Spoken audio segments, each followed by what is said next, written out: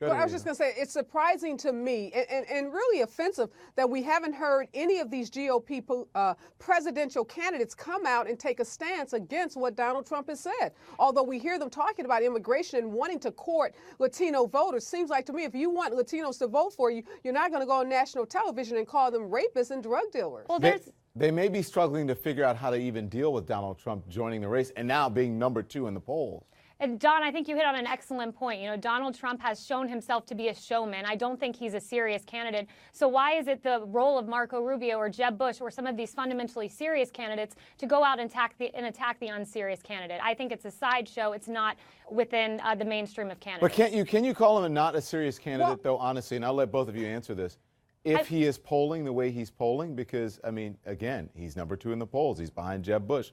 That's a pretty good ranking. No. Not only is he #2 in the polls, Don, also people listen to Donald Trump. It's not as if this man is not getting major news coverage from all the networks. And it's not as if he doesn't have a bully pulpit from which to spew these racist comments. I think we would all feel differently if this man didn't have such a large platform. So I don't think it's fair, and I think it's disingenuous to say that we can't take him seriously when he's being taken seriously, as evidenced by the fact that people are saying they're going to go out and vote for him. Kayleigh, he's had a platform for years. He's been speaking his mind for years on NBC, and anyone else who'll listen to him.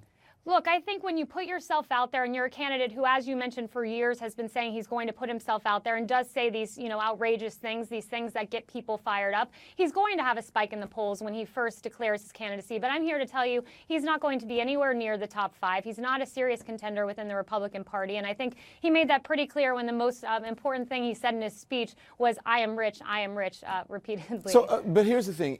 Even if he's not a serious contender, as Mr. Nogales says, he thinks that it's a reflection, at least, Kayleigh, on Republicans. Do you disagree with that? I completely disagree with that. I think the mainstream Republican has a great platform.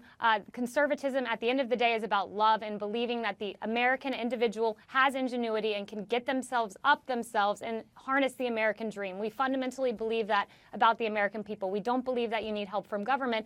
And I think that that is the mainstream message. It's a message of love and a message of self-dependence. Really. Ariva, do you see similarities to how this is being handled to the calls for the Confederate flag to come down because some people waffled and then they wavered and then all of a sudden they had to relent? I see it being similar, and I think the pressure is on. We see not only NBC cutting ties with Donald Trump, but now the pressure is on Macy's. Donald Trump has a line of clothing in Macy's, and now there's a petition going forward to end that relationship. So, yes, I think Republicans, just like with the Confederate flag, are going to have to, quote unquote, come to Jesus on this issue. They're going to have to respond. And if they're so loving and if they're so ready to embrace all people, including Latinos, then let some of the candidates step forward and say that. I don't think they can hide behind he's not a serious candidate. And whether he's going to be in the top 5 or the top 10 months from now, the fact is he's in the top 5 right now. So where are these candidates coming forward making Latinos and other ethnic minorities feel like they're a part of the party and that they do matter?